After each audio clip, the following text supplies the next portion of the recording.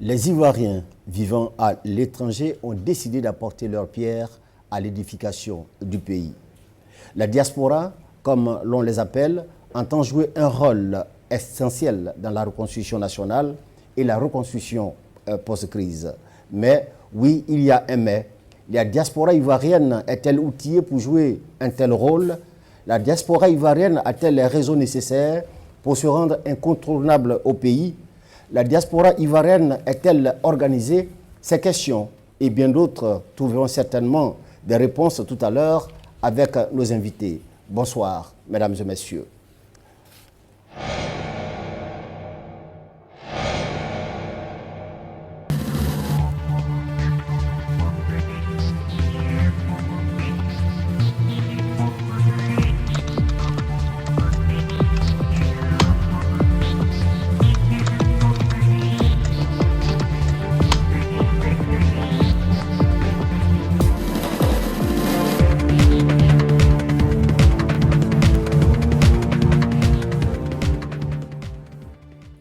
Pour parler justement de la diaspora ivoirienne, je reçois deux organisations qui s'occupent des Ivoiriens de l'étranger.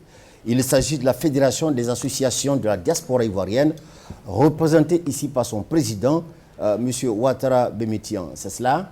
C'est exact, oui. Bonsoir, monsieur. Bonsoir, monsieur. Qu'est-ce que ça vous fait de vous retrouver sur un plateau de la télévision de votre pays après tant d'années d'absence? Alors, c'est vrai, je suis, pour tout vous dire, extrêmement content et ému à la fois. D'une part, et de savoir que je représente donc cette diaspora-là.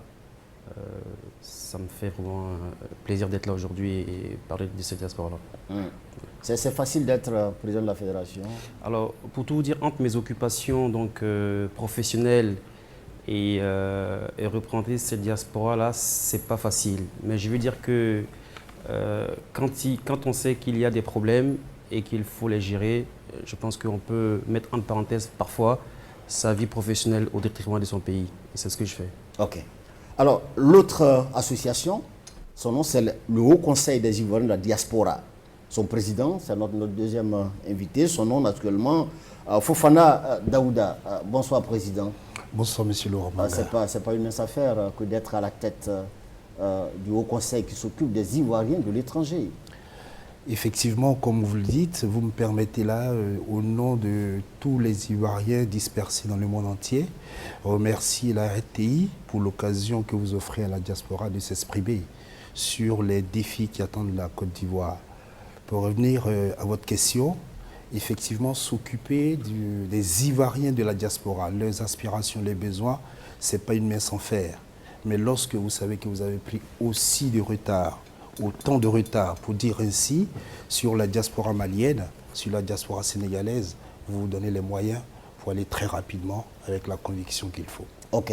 Enfin, notre troisième invité, M. Ouattara Goulom, il est avocat et il est également membre du HCID, c'est cela? C'est bien cela. Votre rôle, c'est quoi au sein de votre association? Je préside la commission juridique de notre association. Je suis par ailleurs délégué de la région Alsace de l'association. Et vous exercez où, votre métier d'avocat? J'exerce au barreau de Sarreguemines, dans l'est de la France, à 10 km de l'Allemagne. Voilà, mesdames et messieurs, le décor est planté. On parle tous les jours de diaspora, mais en fait, la diaspora, c'est quoi? Nos invités vont nous donner une définition exacte de la diaspora. On commence par le président de la fédération. La diaspora, pour vous, c'est quoi? Alors, donc, pour moi, la diaspora n'est ni plus ni moins que l'ensemble de personnes vivant, enfin la diaspora en général et celle de la Côte d'Ivoire en particulier, n'est ni plus ni moins que l'ensemble donc, de personnes vivant hors de la Côte d'Ivoire, mais ayant des racines ivoiriennes, sans appartenance donc de religion ni de parti politique. C'est pas exclusif. Alors, en tout cas, pour nous, la diaspora, de façon, pour faire très simple, c'est l'ensemble d'une communauté ethnique qui se retrouve dispersée partout dans le monde, autre que dans leur pays. Donc, justement, la notion, la vocation du HCID intègre l'Ivoirien dès l'instant qu'il se trouve dans cette situation, c'est-à-dire en dehors des 322 462 km². Maître? Je rejoins les deux précédentes interventions pour dire que la diaspora se définit comme étant l'ensemble des personnes qui vivent hors de leur pays d'origine. Oui, mais quand on parle généralement de diaspora, on a comme le sentiment que, je peux me tromper, hein, on a comme le sentiment que on ne voit que les gens qui ont une certaine surface financière, qui ont un certain nombre de réseaux, des gens qui sont un peu, qui sont nantis, hein, pour tout dire. C'est ça, dans le commun, au niveau du commun des mortels, la diaspora, c'est cela. Est-ce que c'est votre avis? Non, ce n'est pas du tout notre avis. En tout cas, ce n'est pas le mien, ce n'est pas non plus celui de la Fédération des associations de la diaspora ivoirienne. Il faut savoir que la diaspora donc, est découpée en trois grands groupes. Le premier groupe, c'est les sans-papiers qui vivent en Europe et qui contribuent parfois de façon efficace à l'économie de notre pays.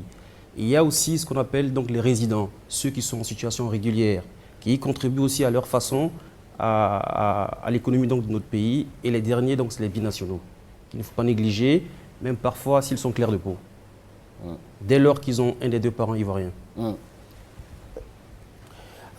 Au sens du ACID, la diaspora, heureusement d'ailleurs que notre conception de la diaspora ne s'apparente pas à votre manière de voir la diaspora, parce que à la réalité pour nous, il y a la diaspora qui gagne, qui réussit, qui est un exemple pour la Côte d'Ivoire. Mais il y a la diaspora qui a perdu espoir. L'image perçue, hein, l'image qu'on perçoit. On a envie de dire, au nombre de ces diasporas, on peut citer une figure emblématique comme Didier Drogba. C'est vrai, c'est la fierté de la Côte d'Ivoire.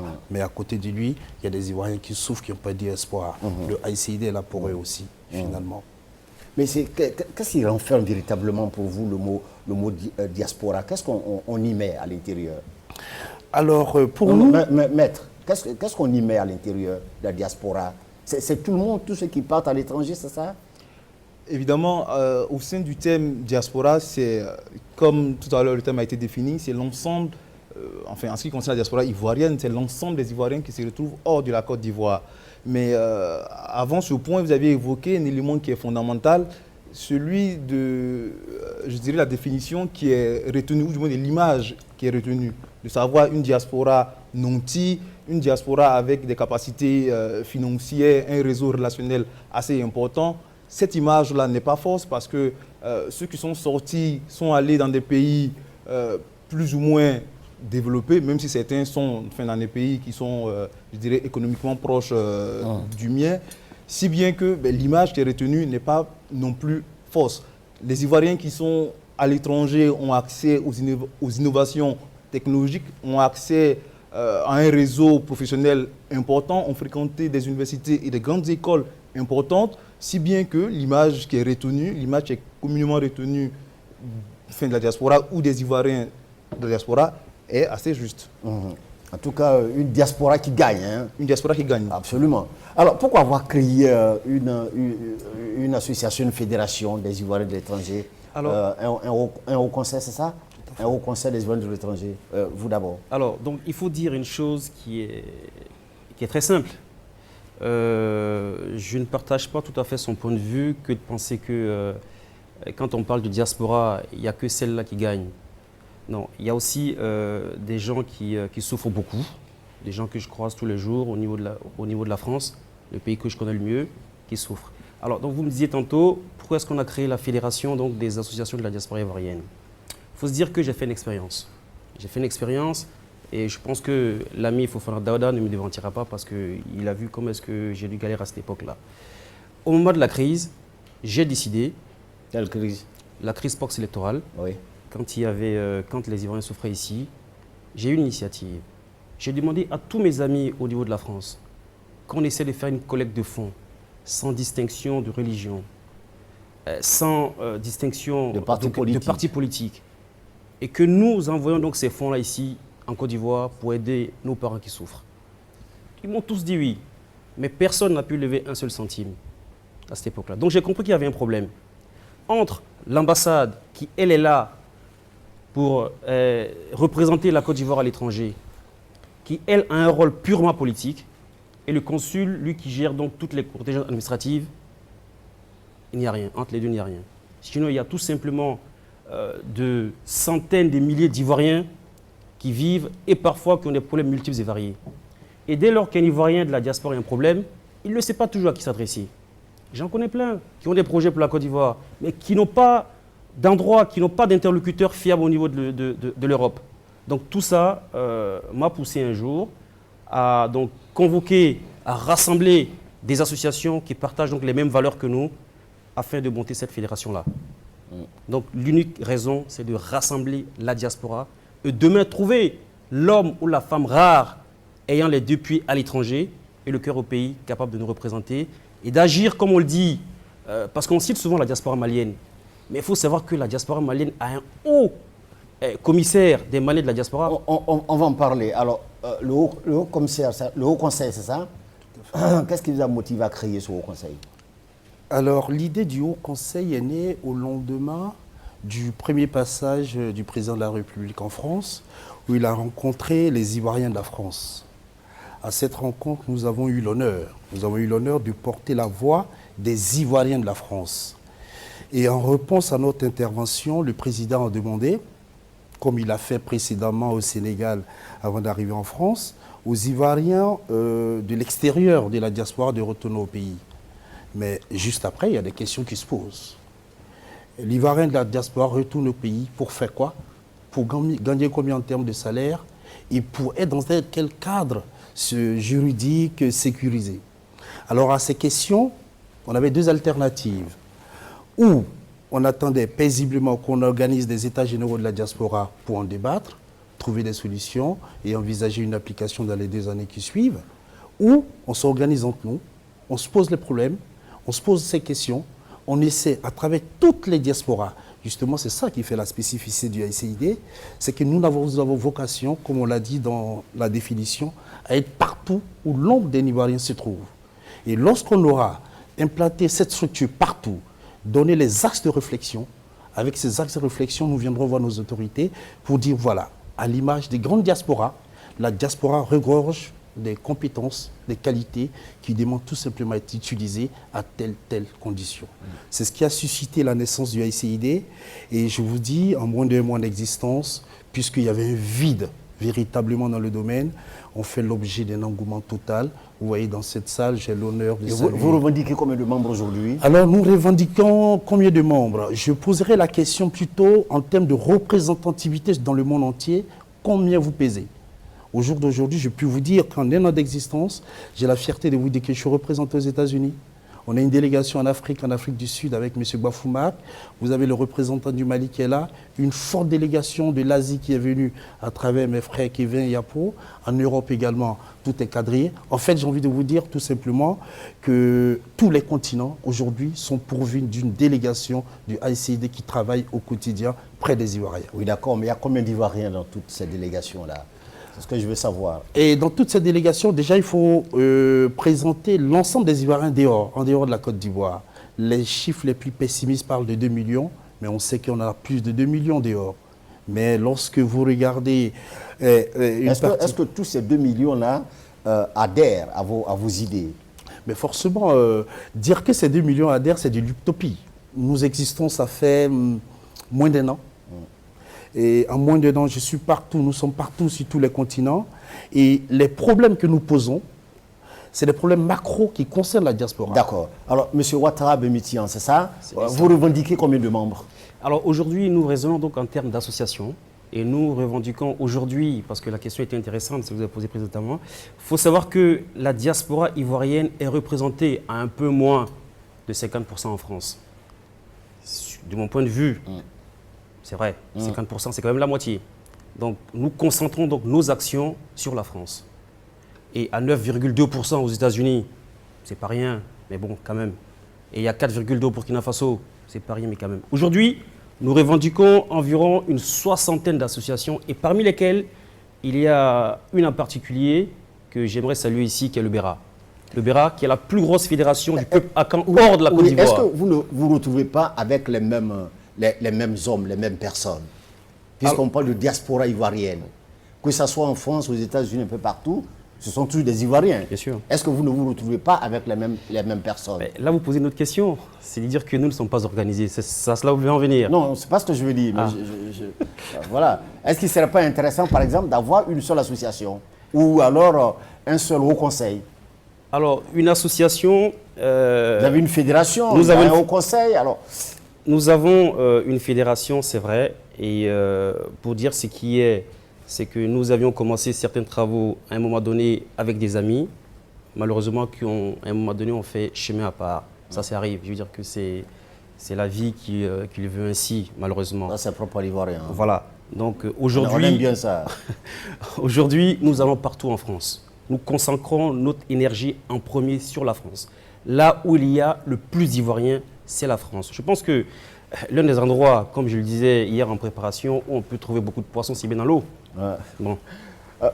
Alors, quand vous entendez parler, M. Fofana l'a dit, hein, il y a juste un an que le Haut Conseil a été créé. Vous aussi, c'est, je crois, au lendemain de la crise post-électorale. Exactement. Alors, pourquoi vous avez mis autant de temps avant de créer ces associations, avant de vous occuper des Ivoiriens qui vivent à l'étranger?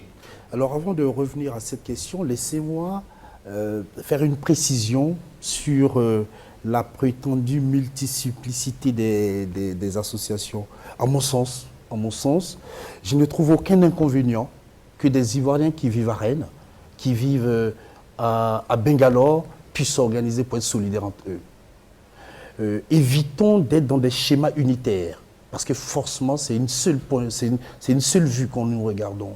En France... c'est un problème d'efficacité. Voilà, pour un problème d'efficacité, mais justement, les associations qui sont en France, vous avez près de 600 associations qui sont répertoriées à l'ambassade de Côte d'Ivoire en France. Mais qu'est-ce qu'ils font de façon macro pour la diaspora? Aucun résultat.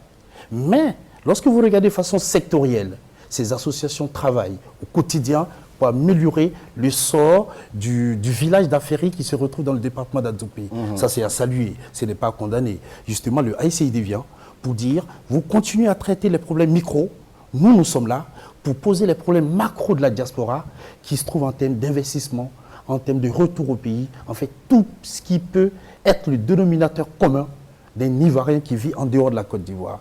Pour revenir à votre question, M. Laurent, effectivement, nous avons attendu, vous avez dit, on a attendu 1 an pour pouvoir agir. Il faut dire que c'est l'occasion aussi de saluer, parce que ça va être très démocratique et ça va être très fair-play. Le travail entrepris par une confédération générale de la diaspora qui existe. Je salue M. Jean-Paul Ouraga du passage, qui est un ami personnel. Ils existent depuis 2004. Ils travaillent pour l'intérêt des Ivoiriens de la diaspora. Mais cette confédération, à notre sens, n'a pas été partout où se trouve l'âme d'un Ivoirien. Parce que le AICID, nous existons par rapport à la définition de la diaspora. Et puisque nous avons vu ces limites, alors nous avons décidé de lancer le Haut Conseil. Mais n'empêche que la Confédération Générale des Ivoiriens de la Diaspora existe. Donc, voilà M.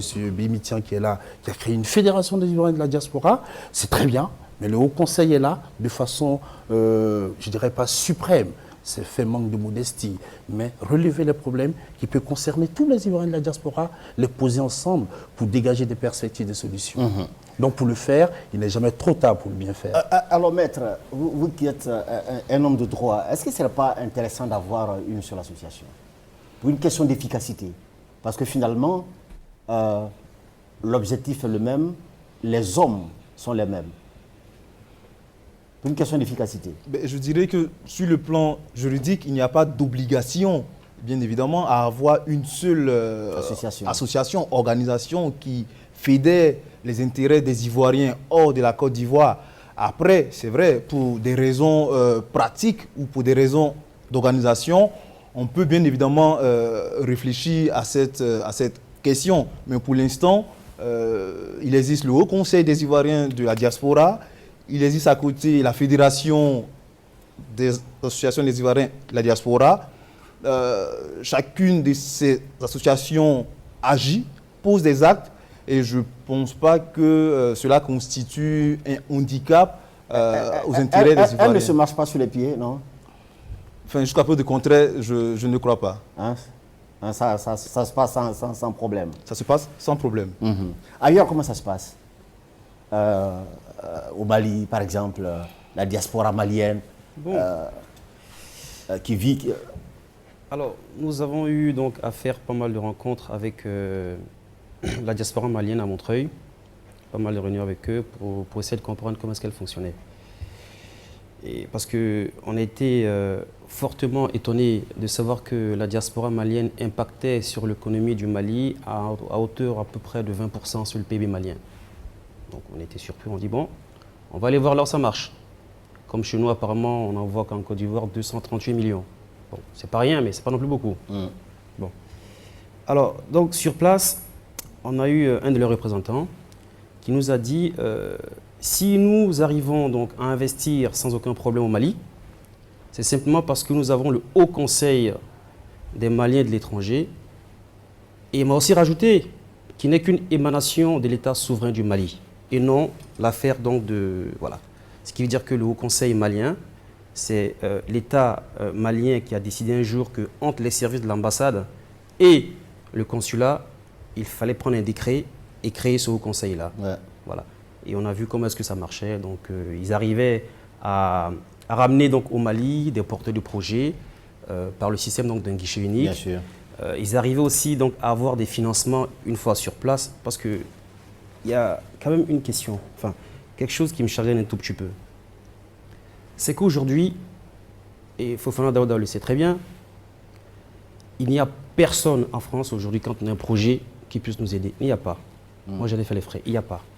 Ni l'ambassade, ni le consul. Je dis, rien il du n'y a tout. personne. J'ai eu personnellement, puisque j'ai été invité, on m'a fait l'honneur de m'inviter le 27, vendredi 27 au MEDEF. Moi-même étant entrepreneur, je suis administrateur général de BMISA Côte d'Ivoire et France. J'ai été invité. J'ai eu donc à poser la question à M. Jean Le Bion. Donc il m'a répondu qu'il y a un service, mais la Chambre de commerce elle-même n'existe pas, comme existerait la Chambre de commerce française en Côte d'Ivoire. Or, pour plein d'autres pays, il y a une représentation qui est très efficace et qui marche très bien. Figurez-vous, son représentant, je lui ai posé une question très simple. En 2 ans, combien de dossiers est-ce que vous avez traités en termes d'investissement et combien ont abouti? Il m'a répondu 0. D'accord. D'accord. Donc là, vous avez créé cette fédération, n'est-ce pas, pour un peu jouer ce rôle. Alors, nous avons créé cette fédération-là. Il faut restituer les choses faites dans le contexte. Effectivement, pour être une sorte de... pour permettre de faire le retour des investisseurs, pour faciliter l'investissement au pays et gérer de façon efficace les problèmes de nos frères au niveau de la France. D'accord. Alors, président du Haut Conseil, est-ce que vous avez les moyens de votre politique? Alors, pour revenir à la question des moyens, les moyens financiers, tout à fait, laissez-moi de faire juste une petite parenthèse. Oui, allez-y. Que je vais m'empresser de fermer sur la diaspora malienne. En septembre 2011, nous avons organisé un séminaire au niveau du Haut Conseil des Ivoiriens de l'étranger, de la diaspora, et nous avons invité le président du Haut Conseil des Maliens de l'extérieur pour pouvoir s'inspirer de leurs méthodes, de leurs procédures. Parce qu'ils ont plusieurs années d'avance sur nous. Alors on n'est pas obligé de passer par les mêmes chemins rocailleux qu'eux. Il faut s'inspirer d'eux pour aller très rapidement. Ils nous ont dit que l'idée du Haut Conseil, c'est des Maliens qui sont organisés et ils se sont imposés à l'État, tout simplement. Et l'État n'a fait que formaliser leur existence en 1992 avec la conférence nationale au Mali. Mais n'empêche que l'existence de ce Haut Conseil ne ferme pas la porte à toutes les organisations satellitaires maliennes qui existent, qui interviennent localement, régionalement, comme l'a dit le délégué tout à l'heure, à Caille, à Tombouctou. Donc c'est pour cette raison, justement, je dis que l'existence des différentes associations n'est pas antinomique du tout. Ça dépend des problèmes que vous traitez. Alors, pour revenir sur le problème des moyens, d'où tirons-nous les moyens? Très belle question. Je vous disais tantôt, le chantier qui nous attend demande beaucoup d'énergie et de conviction. Et sur la route de ce chantier, il y a des personnes de très bonne volonté qui décident volontairement, par l'amour de leur pays, de mettre leur main à la poche pour que nous tournons. Aujourd'hui, je suis à près de 60 missions dans le monde entier. C'est financé sur les fonds propres. Mais finalement, lorsque vous regardez l'état dans lequel se trouvent nos frères et sœurs, qui sont les gardiens du temple, vous ne lésinez pas sur des moyens matériels pour être à côté d'eux, si vous avez la possibilité. Pour l'instant, c'est difficile, mais on fait aller avec des bonnes volontés, comme je vous l'ai dit. Ce n'est pas du fait de la religion, mais avec l'aide de Dieu, on arrive. Mais bon, après, il faut regarder les perspectives qui nous attendent. Est-ce qu'on peut dire que la diaspora ivoirienne est efficace? La diaspora ivoirienne est efficace. Je suis au regret de vous dire que non. Parce qu'on a 1 an d'existence, on a fait des tournées, on a eu des préoccupations, des aînés qui nous parlent. On se dit, mais écoute, 60 années de gâchis. Pourquoi cette initiative n'a pas été entreprise plus tôt? Mais enfin, on se dit finalement, même si on n'est pas efficace, on a l'occasion là d'être efficace. C'est le lieu d'ailleurs de remercier le président de la République qui a fait honneur à la diaspora en appelant 3 d'entre nous pour diriger les structures stratégiques ici. Ça, c'est une forme de reconnaissance pour la diaspora. Et justement, il faut qu'ensemble, on se donne la main pour montrer à nos frères que nous sommes un vivier de compétences qui n'attend que oui, et le puis pays. À propos justement du président de la République, pourquoi vous avez attendu qu'il soit au pouvoir pour vous faire entendre? Alors, pourquoi nous avons attendu pour qu'il soit au pouvoir Je vous ai parlé tout à l'heure de la Confédération Générale des Ivoiriens de la Diaspora qui existe. Ils ont fait ce qu'ils pouvaient. Grâce à eux, ça, il faut les saluer. Il y a une banque qui est maintenant aux côtés de la diaspora ivoirienne. Mais comme je vous l'ai dit, cette confédération, lorsque j'ai discuté avec le président, ils étaient présents en Europe, en France, en Italie, en Russie. Mais en fait, lorsque vous prétendez diriger la diaspora, la moindre des choses que vous faites, lorsque vous avez l'ombre d'un Malien, d'un Ivoirien au Congo, vous devez être présent parce qu'il a des aspirations. Absolument. Voilà, c'est la vocation du Haut Conseil des Ivoiriens de la diaspora. Alors, vous l'aviez confessé tout à l'heure, la diaspora ivoirienne n'est pas aussi efficace que cela. Alors, maître, qu'est-ce qu'il faut pour que la diaspora ivoirienne soit efficace, comme la diaspora malienne, comme la diaspora sénégalaise, pour ne citer que ces diasporas-là? Si je peux me permettre, je voudrais apporter un tout petit bémol à l'inefficacité, entre guillemets, de la diaspora ivoirienne, évidemment, à l'étranger. C'est vrai, parler en termes de diaspora ivoirienne, les activités ne sont pas visibles. Mais il faut aussi dire qu'à l'intérieur, disons que certaines initiatives individuelles sont prises et ces initiatives-là méritent parfois d'être soulevées, soutenues et encouragées. Nous sommes délégués Alsace du HCID et en son temps, nous avions initié en Allemagne un séminaire sur l'environnement des affaires pour la Côte d'Ivoire. On va en parler tout à l'heure de vos actions. On va parler de vos actions, mais je voulais vous demander simplement qu'est-ce qu'il faut pour que vous soyez véritablement efficace? Parce que comme il a dit, il a confessé, hein, moi je comprends, c'est ça aussi, c'est la force des grands hommes. Il faut reconnaître quand on ne peut pas. Hein. Alors qu'est-ce qu'il faut véritablement pour que vous soyez une diaspora efficace? Alors, nous, de notre point de vue... Oui, maître, maître, si vous n'avez pas fini votre... Je croyais que vous avez... Qu'est-ce qu'il faut? Qu'est-ce qu'il faut? Je reviens à ma question, qu'est-ce qu'il faut? Ben, c'est essentiellement encourager les Ivoiriens de l'étranger d'abord à s'organiser, à développer des valeurs et à agir de façon efficace dans l'intérêt de la Côte d'Ivoire. Tout à fait. Alors, assez rapidement. Assez rapidement, oui. Enfin, ce qu'il faut aujourd'hui pour que la diaspora ivoirienne soit très efficace, qu'elle intervienne sur le plan économique, parce que c'est ce qu'on attend, en tout cas au niveau de la Côte d'Ivoire, hein, que nous intervenons économiquement, c'est que le gouvernement prenne très vite et très vite les dispositions de la mise en place d'une haute autorité de la diaspora ivoirienne, qui permettra donc, dans cette haute autorité-là, on mettra tous les services ministériels dédiés à la question de la diaspora.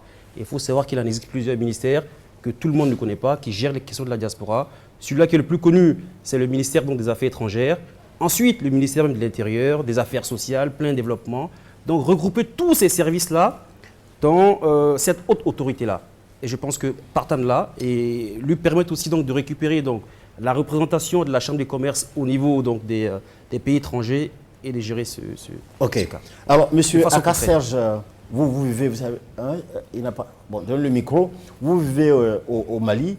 Est-ce qu'on peut nous parler un peu de la diaspora malienne? Je veux dire, vous qui êtes au Mali, Ivoirien vivant au Mali, qu'est-ce que vous faites là-bas?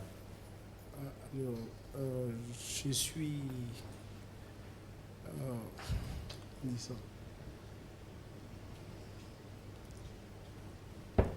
Allez-y.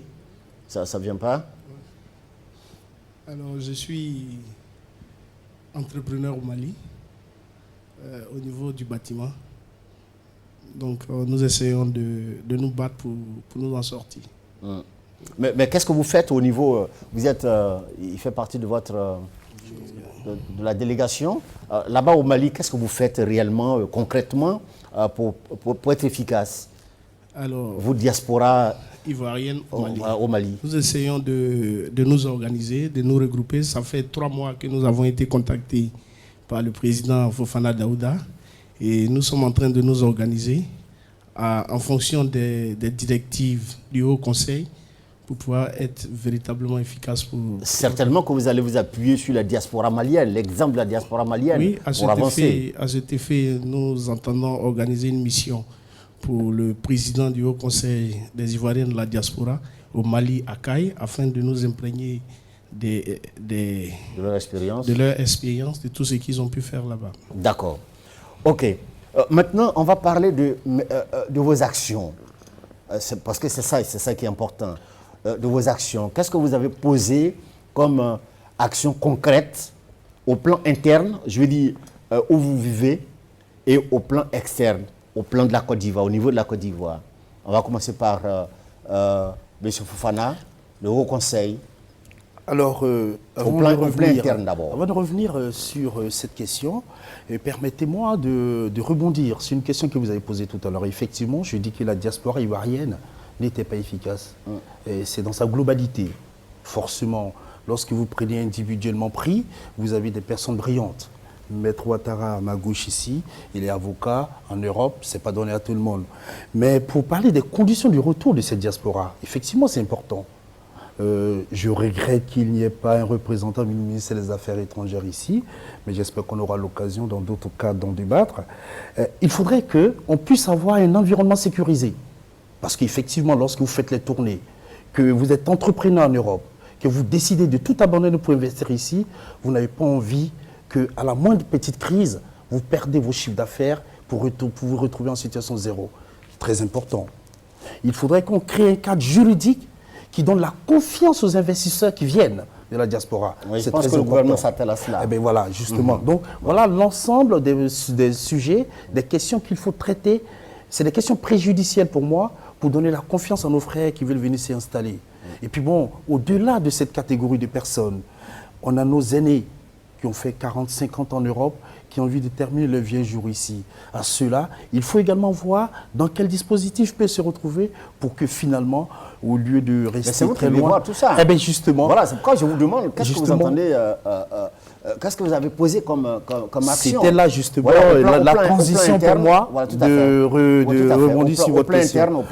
Au plan interne, il faut dire que nous fonctionnons par commission. Nous avons mis en place des commissions qui sont chargées de traiter toutes les questions qui sont liées à la diaspora, estudiantine, vie sociale. Même, on a une commission chargée des retraités, chargée de l'investissement. Ces commissions ont reçu l'ordre d'aller vers toutes les composantes diasporiques, de recenser leurs problèmes, autant que faire se peut, apporter les solutions et lorsqu'on ne peut pas, s'adresser à nos autorités, de façon concrète. Maître Ouattara, je parle sur ton contrôle. Nous avons mis en place une cellule juridique de veille pour que les Ivoiriens de la diaspora, en tout cas qui sont en France pour l'instant, parce que la cellule est effective en France, très bientôt dans les autres pays, qui sont une cellule de veille juridique, pour que les Ivoiriens qui sont en détresse au niveau d'assistance juridique puissent trouver au sein de cette cellule une écoute, une assistance primaire pour pouvoir affronter les lois nationales. Parce qu'effectivement, ça aussi c'est vrai, il faut le dire, nous n'avons pas vocation à trouver des titres de séjour pour les Ivoiriens. Mais nous, c'est de notre devoir, à défaut, je ne dirais pas de carence de nos autorités, mais nous sommes là, si nous avons la possibilité, nous nous organisons pour. Première chose. Seconde chose, après la prise post-électorale, nous avons été contactés suite à une émission que nous avons faite sur les antennes en France par des milliers d'Ivoiriens qui ont vu leurs biens immobiliers confisqués à l'Ouest. Nous avons agi. C'est le lieu d'ailleurs de remercier certaines comme zones de l'Ouest. Nous avons, à travers une médiation et une diplomatie efficace par rapport à notre commission relations extérieures, nous avons pris attache avec les comme zones de l'Ouest qui ont rapidement agi pour restituer les biens immobiliers des Ivoiriens de la diaspora. Parce que c'est très important, M. Laurent, lorsque vous demandez aux gens de venir, quand ils construisent leur maison, ce n'est pas pouvoir occuper ces maisons à la moindre petite crise. Donc on a estimé que c'est des actions qui peuvent réconforter les gens. Leur ont été restituées. Elles ont été restituées en bonne et due forme. Donc je disais que je remerciais d'ailleurs les différents comme zones qui nous ont facilité la tâche sur ces questions. Ça, c'est au plan interne. Et à ce niveau également, c'est le lieu de nous arrêter sur un projet d'envergure que nous allons lancer bientôt. Parce que les Ivoiriens vont venir, il faut qu'ils se logent, il faut qu'ils investissent. Et il faut qu'ils trouvent des interlocuteurs financiers capables d'être à la hauteur de leur aspiration. Pendant mon séjour, nous avons rencontré des partenaires dans le monde financier qui seront capables de faire les jours à venir des propositions concrètes aux Ivoiriens de la diaspora en termes d'investissement professionnel, en termes d'investissement immobilier. Donc voilà, au niveau interne... Est-ce que vous avez pensé également aux étudiants? Parce que là, les étudiants font partie de la diaspora. Est-ce que vous avez pensé à ceux qui ont fini leurs études? Bien entendu, bien entendu. D'ailleurs, on a une commission vie estudiantine qui s'occupe en amont et en aval de toutes les questions relatives à la vie des étudiants. Je me rappelle, comme si c'était hier, lorsque nous intervenons devant le président de la République, quoiqu'ils n'étaient pas étudiants, nous avons demandé au président que les étudiants n'avaient pas leur bourse depuis 8 mois.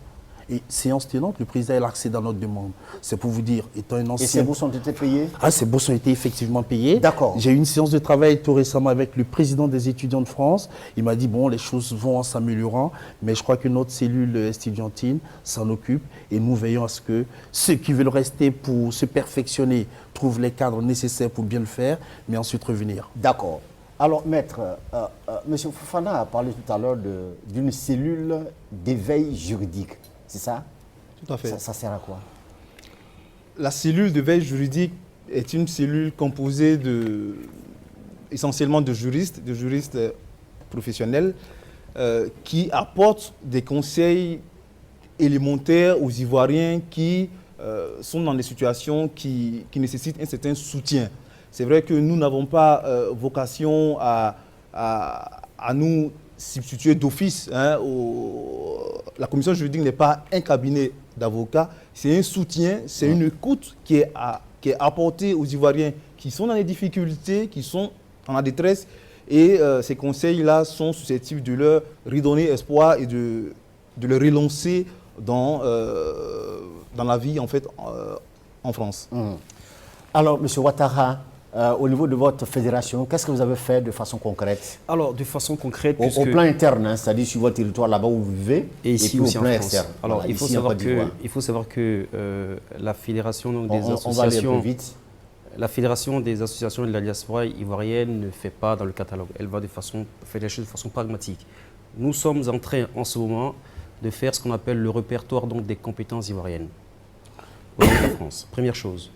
Deuxièmement, nous sommes aussi en train de faire le répertoire donc, des entrepreneurs ivoiriens vivant en France. Et on le fait pourquoi? Tout simplement pour remettre donc, ce répertoire-là aux autorités ivoiriennes en France, notamment les services de l'ambassade, qui lui remettra donc, ce répertoire-là aux entreprises françaises installées en Côte d'Ivoire afin de faciliter le retour donc, de ces entrepreneurs-là sur place. C'est une chose. Deuxièmement, donc, au niveau de la France, on est en train de discuter avec France Initiative, dont je suis dans le conseil d'administration de France Initiative. Tout ça, ce sont des projets. Ah oui, non, mais en ce moment. Mais, oui, c'est ce que vous dites là, ce sont des projets. Oui, bien sûr. Bien sûr. Il n'y a rien de concret. Ah si, des travaux au plan interne. Ce que je dis, donc au plan interne, nous avons fait une collecte de médicaments il n'y a pas si longtemps que ça. Une collecte de fonds aussi, et que nous avons remis donc, sur place ici à Abidjan à des petites filles qui n'avaient pas donc, les moyens de... Là, c'est au plan externe. Voilà. Et aussi, mais là-bas sur place, est-ce que vous vous occupez véritablement des étudiants, de ceux qui ont des problèmes, etc. Alors, depuis la création de votre fédération? Depuis la création donc, de ma fédération, il faut savoir que dans ma fédération, il y a une association qui gère ces problèmes-là, qui est la FIRPSI, qui gère donc les problèmes donc, estudiantins. Mais il faut dire un truc qui est vraiment très, très simple. C'est qu'aujourd'hui, on a des étudiants qui ont pas mal de problèmes, qui ont beaucoup de problèmes. Et nous n'avons pas l'impression que les bourses qui avaient été promises ont été payées. Allez-y. Oui, allez-y. donc je disais qu'ils n'avaient pas l'impression que les bourses qui avaient été promises ont été payées, puisque dans notre fédération, nous avons pas mal d'étudiants et qui se plaignent toujours à ce sujet. Alors, vous êtes étudiant. Est-ce que la fédération ou le Haut Conseil s'occupe de vous? D'abord, je vais me présenter Fouquet Niapo. Je suis de la diaspora ivoirienne vivant en Inde, de HCID. Le HCID s'occupe bien de nous. En quoi faisant? Il s'occupe de nos problèmes parce que bon, nous avons pris contact avec eux il n'y a pas longtemps. Actuellement, ils nous donnent des conseils. Et il y a un suivi qui est fait par rapport à la commission estudiantine. D'accord. Donc, vos préoccupations sont prises en compte par le Haut Conseil, c'est cela? Oui, nous. C'est votre cas aussi. Donnez le micro. C'est votre cas. Présentez-vous assez rapidement. Oui, Alexandre Berthet, membre du HID section Inde. Exactement.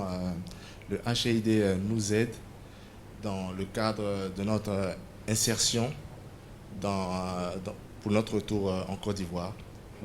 Voilà.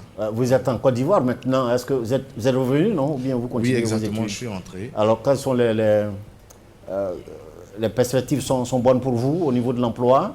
Oui, on espère, du fait de la crise électorale, maintenant je crois que tout va bien se passer et on espère que grâce à l'aide du HID et à toutes les autorités de ce pays, on aura trouvé... Ok, l'espoir fait vivre. Alors, Président Ouattara, au plan externe, au niveau de la Côte d'Ivoire, qu'est-ce que vous avez fait de façon concrète? Parce que la diaspora, c'est ça. Qu'est-ce que vous avez posé comme action? Alors ici, en Côte d'Ivoire, nous avons posé donc beaucoup d'actions. Entre autres? Entre autres, oui. Alors, une action que nous avons posée, nous avons parrainé donc un centre d'hébergement pour enfants maltraités à Bobo. Et vous avez créé? Non, parrainé. Parrainé? Parrainé un centre d'hébergement à Bobo pour enfants maltraités. Vous avez donné quoi dans ce cours de ce parrainage? Alors, on leur a offert donc un arbre de Noël le 25 décembre. On a aussi pris donc l'engagement de rénover donc ce centre de santé et ce centre d'hébergement autant pour moi. Tout à fait.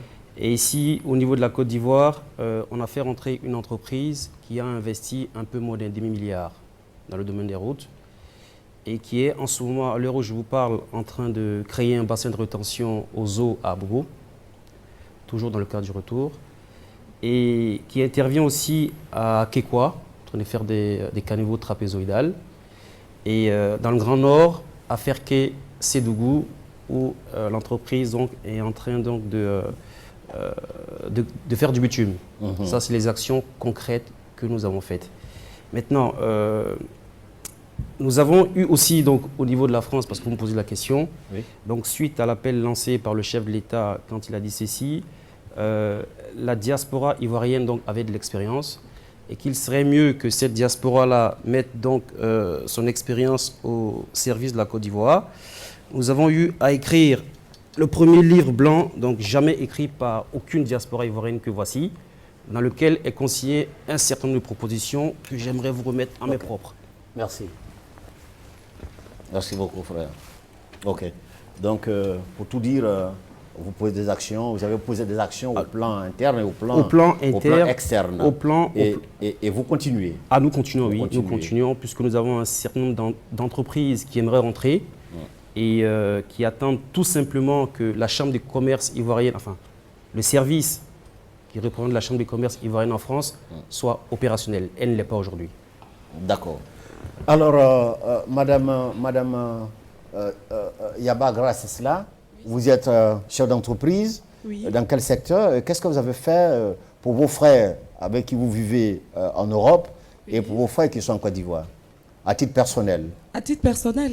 Oui. Bon, c'est d'abord un honneur d'avoir pu transformer les produits de chez nous. Je vais de façon banale parler du manioc, du djumblé pour ceux qui sont du centre, du placali et tout ça, qui ont été reconditionnés aux normes européennes et transférés là-bas en Europe. Donc j'avais une structure qui a changé après les dénominations, mais bon, pour dire quoi, dans l'ensemble, j'ai eu embauché un certain nombre de personnes qui forcément n'étaient pas en termes de régularité, mais bon, je suppose que ça ne sera pas entendu des autorités françaises. Et ça sera entendu, nous sommes sur le satellite. Bon, madame. ils ne sont plus avec moi, c'est fini. D'accord. Alors, pour la Côte d'Ivoire, j'ai eu par le canal du ICD, dont je suis le secrétaire général adjoint, de piloter beaucoup de projets ici. Lesquels? D'abord, je ne sais pas si le président parlera de nos dons qu'on a eu à faire, de l'installation de la représentation du ICD ici. Parce qu'il ne faudrait pas seulement voir les Ivoiriens de l'extérieur. Il y en a d'autres qui rentrent dans ce pays, qui ont besoin de repères, qui sont confrontés à des problèmes réguliers, qui n'ont pas de structure fiable, qui parlent au nom de ces Ivoiriens qui ont auparavant vécu en France. Okay. Mais je voulais, entre guillemets, si vous le permettez, M. Banga, rebondir sur le côté de la dimension de la diaspora.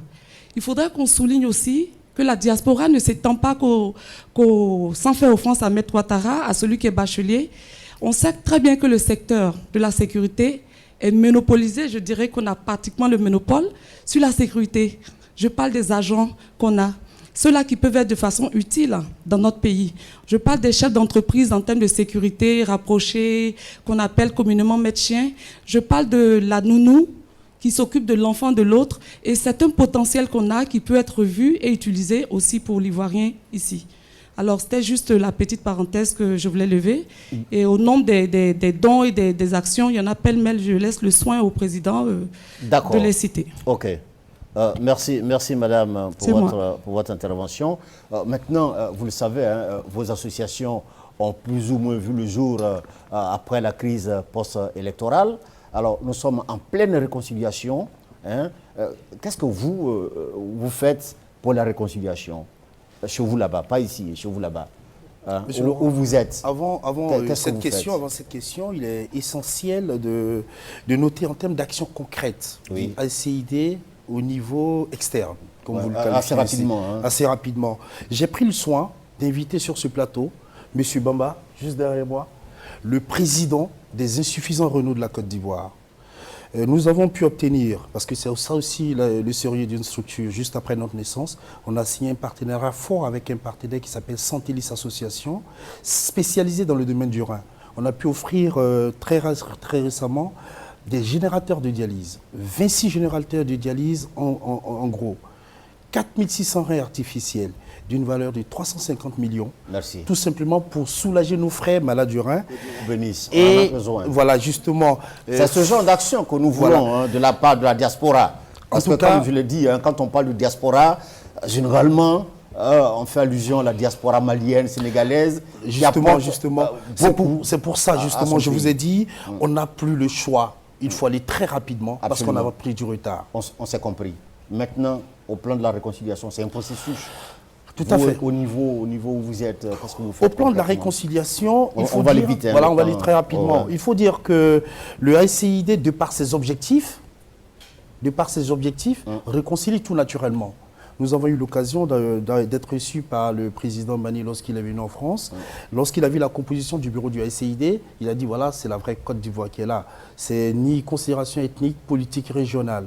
Aujourd'hui, je suis, en fait, de loin, toute modestie écrasée, l'une d'associations qui est capable de vous dire qu'à Toulouse, vous avez un représentant de LMP qui s'occupe du ACID. À Rouen, dans le Bretagne, un représentant du RHDP. En fait, l'objectif est que lorsqu'on se trouve à l'extérieur, on doit être unis par une communauté du destin, l'Ivoirien qui est dehors. Donc, de sorte que le ACID, par son fonctionnement, par son organisation et sa structuration, fait de la réconciliation tout naturellement. Tout récemment, on a reçu une visite du président Bani lors de son séjour. Il a rencontré les Ivoiriens de la France. Il a souhaité mettre en place une commission nationale de réconciliation. C'est très bien, belle initiative. Mais j'estime que c'est le footballeur Didier Drogba qui est chargé de la diaspora.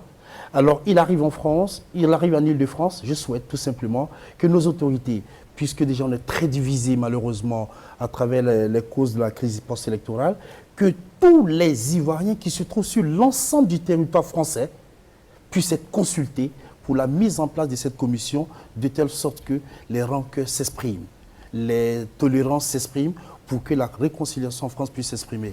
À l'occasion d'ailleurs, j'ai mon porte-parole des délégués de France, M. Alain Guédé, qui va saisir l'ambassade pour que vraiment cette commission puisse toucher tous les Ivoiriens de la France pour que la composition respecte un peu la configuration des Ivoiriens qui vivent en France. afin que les Ivoiriens de l'étranger retrouvent l'unité Tout et la à fait, solidarité. tout à fait, tout à fait. Alors, Président Ouattara, Oui. oui, au niveau de la réconciliation, qu'est-ce que vous faites? Alors au niveau de la réconciliation, alors, il faut savoir qu'aujourd'hui, nous avons eu donc les mêmes rencontres avec M. Bani. Et j'ai été donc désigné il y a de cela 2 semaines par le staff de Bani afin de participer à la création d'une plateforme permettant donc à la diaspora donc, de s'exprimer, aux associations donc, de façon claire au fait son inquiétude donc, est donc levée sur ce côté-là. C'est qu'il y aura une plateforme qui sera mise en place et nous sommes 4 à bosser là-dessus. Et cette plateforme-là permettra donc aux associations donc, de poster leurs idées, leurs inquiétudes et aussi à toute personne qui n'est pas du monde associatif et qui est un Ivoirien donc, de la diaspora, donc de poster donc, ses idées là-dessus. Et après, il y aura donc la mise en place donc, des commissions, d'une commission locale au niveau donc, de la France. Donc nous y participons. Alors, assez rapidement, vous qui êtes à l'étranger, quand il y a eu cette crise-là, bon, je ne vais pas retourner le couteau dans la plaie, comment est-ce que vous avez vécu cette crise post-électorale? On a mal vécu. On a mal vécu parce qu'on était tous les jours interpellés par les parents qui vivent encore en Côte d'Ivoire. Et moi, personnellement, je l'ai mal vécu parce que j'étais obligé de déplacer ma famille. J'ai déplacé ma famille pour qu'ils puissent aller à Yamoussoukro. Et donc, je l'ai vraiment mal vécu. Voilà. Et c'est pour cela que la réconciliation doit être une priorité absolue pour vous, hein, n'est-ce pas? En effet. Nous, déjà, comme le président l'a dit, nous, au ACID, nous sommes déjà réconciliateurs nous-mêmes. Et nous, quand on se déplace pour mettre les délégations en place, on est en contact avec tous les Ivoiriens. On n'a pas de distinction politique ou ethnique. Quand on vient dans une ville, on invite tous les Ivoiriens, quels que soient les bords politiques. Voilà. Ok. Merci beaucoup. Alors, maître, la réconciliation pour vous, c'est quoi? La réconciliation, après cette crise que la Côte d'Ivoire a traversée, c'est arriver à trouver des valeurs centrales qui vont permettre aux Ivoiriens de se retrouver, de se reconnaître en une seule nation, afin de permettre, n'est-ce pas, le redécollage de la Côte d'Ivoire qui reste, je dirais, un pays essentiel en Afrique de l'Ouest. Vous avez eu mal quand il y a eu cette crise-là? Bien évidemment, nous avions eu beaucoup de mal de voir notre pays souffrir, de voir les habitants de la Côte d'Ivoire souffrir. Nos parents, nos frères et sœurs ne sont pas restés indifférents. Nous avions souffert de cette crise. Alors nous sommes au terme de cette émission. Malheureusement, c'est 52 minutes, il faut aller vite. Donc nous sommes au terme de cette émission. Alors, qu'est-ce que vous voulez que les Ivoiriens retiennent de votre passage à cette émission? Maître? Le message que nous voudrions faire passer pour cette émission, c'est de dire qu'il est temps pour la diaspora ivoirienne qui est trop longtemps restée silencieuse de se réveiller et de travailler, d'œuvrer aux côtés des Ivoiriens sur place, d'abord à la réconciliation bien évidemment, et ensuite à la relance économique de notre pays. Monsieur Fofana? C'est en guise de conclusion. Oui, c'est la conclusion. Je voudrais, au terme de cette émission, déjà au nom de tous les Ivoiriens de la diaspora, réitérer encore mes remerciements à la direction générale de la RTI. Je formule le vœu de ce que nous arrivons à mettre en place un réseau de solidarité internationale où tous les Ivoiriens, ici et là-bas, ici, nous nous donnons la main pour bâtir une nation prospère. J'ai envie de paraphraser l'ancien président de la République, Henri Konan-Bédié, qui dit il faut aller vers une Côte d'Ivoire où nous avons le progrès pour tous et le bonheur pour chacun. C'est le message que je voulais lancer. Donnons-nous la main, il n'y a pas de raison qu'on n'y arrive pas. Il faut que la Côte d'Ivoire gagne et la diaspora avec. Je vous remercie. Merci beaucoup. Alors, Monsieur Ouattara, n'oubliez pas de donner aussi des conseils à nos jeunes frères, jeunes sœurs qui sont ici, qui veulent absolument aller en Europe pour gagner leur vie. il faut leur parler aussi parce que ce n'est pas facile là-bas. C'est vrai, c'est pas du tout évident. Une première chose, c'est qu'on rentre dans l'illégalité. Enfin, pas toujours, on rentre souvent dans l'illégalité du fait qu'au bout d'un certain temps, on a notre visa donc, qui est épuisé. Et malheureusement, donc, on est frappé par la peur et aussi le climat, les caprices du climat aussi font que des fois, c'est pas du tout évident. Alors, j'aimerais aussi dire ceci, ce n'est pas de ma part une publicité, mais nous avons aujourd'hui un conteneur à Abidjan, pas en France, à Abidjan. Conteneur de quoi? Plein de matériel médical, des appareils de dialyse aussi, de radio, des fauteuils pour handicapés et un 40 pieds. Et on a déjà trouvé l'hôpital où sera donc livré ce matériel-là. C'est au CHR de Korogo. C'est pas moi qui l'ai décidé, bien qu'étant enfant de Korogo. C'est plutôt l'association qui appartient à la fédération qui a décidé qu'il fallait remettre l'intégralité donc de ces appareils-là à Korogo. Les autres suivront après. Les autres suivront après, naturellement. Et le parrain, donc, nous avons pu avoir aussi un parrain qui est M. Amadou Gonklibali qui a accepté de parrainer donc, cet événement-là, grandiose, auquel donc, je profite de l'occasion pour inviter la RTI. Alors, moi, je voudrais vous remercier, en tout cas, pour le professionnalisme avec lequel vous avez donc, dirigé donc, cette émission. Et je formule aussi le vœu de voir dans les jours, au plus tard les semaines à venir, un décret pris par le gouvernement ivoirien permettant la mise en place donc, de cette haute autorité-là, qui, de notre point de vue, doit être une émanation de l'État du Côte d'Ivoire. Ceci permettra donc à la diaspora d'être mieux organisée et nous permettra aussi, à l'image du Mali qu'on aime citer, il y a aussi un pays qui est en train de faire fort en ce moment, qui est le Maroc, qu'on n'a pas cité. La Chine, là, on ne la cite même plus. Israël, bon, c'est même pas la peine. De sorte que nous puissions donc impacter de façon significative sur l'économie de notre pays. Je vous remercie. Ok. Voilà. Messieurs, je vous remercie d'avoir répondu à notre invitation. Merci. La RTI est ouverte. Elle reçoit tous ceux et toutes celles qui veulent communiquer. En tout cas, nous restons à votre disposition. Si vous avez des messages, n'oubliez pas, n'hésitez pas un seul instant. Nous sommes là parce que nous voulons, au niveau de la RTI, au niveau de la Côte d'Ivoire, nous voulons une diaspora ivoirienne qui gagne, une diaspora ivoirienne forte et responsable. Mesdames et messieurs, cette émission est terminée. Je vous souhaite de passer une excellente nuit. À bientôt si Dieu le veut. Au revoir.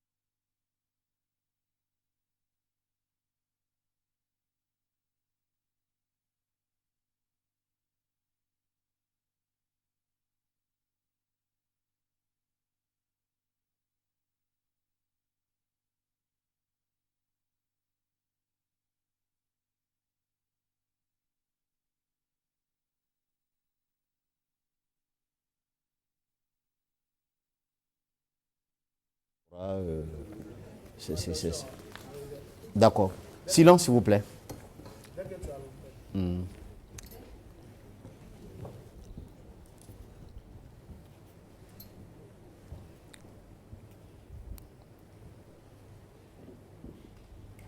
Les Ivoiriens vivant à l'étranger ont décidé d'apporter leur pierre à l'édification du pays. La diaspora, comme l'on les appelle, entend jouer un rôle essentiel dans la réconciliation nationale et la reconstruction post-crise. Mais, oui, il y a un mais. La diaspora ivoirienne est-elle outillée pour jouer un tel rôle? La diaspora ivoirienne a-t-elle les réseaux nécessaires pour se rendre incontournable au pays? La diaspora ivoirienne est-elle organisée? Ces questions et bien d'autres trouveront certainement des réponses tout à l'heure avec nos invités. Bonsoir, mesdames et messieurs.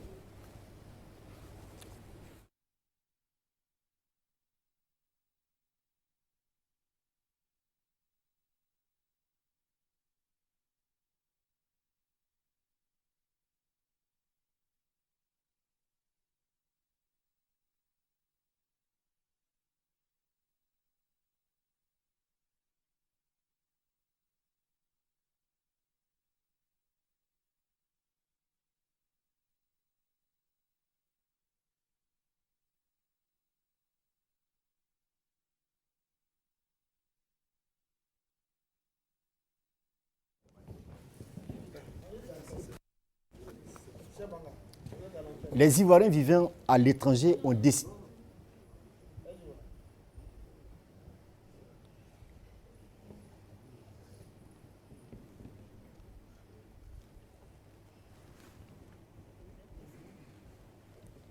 Allez voir.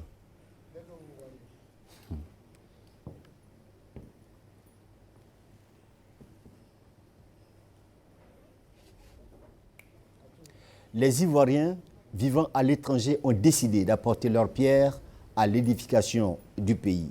La diaspora, comme l'on les appelle, entend jouer un rôle essentiel dans la réconciliation nationale et la reconstruction post-crise. Mais, oui, il y a un mais. La diaspora ivoirienne est-elle outillée pour jouer un tel rôle? La diaspora ivoirienne a-t-elle les réseaux nécessaires pour se rendre incontournable au pays? La diaspora ivoirienne est-elle organisée? Ces questions et bien d'autres trouveront certainement des réponses tout à l'heure avec nos invités. Bonsoir, mesdames et messieurs.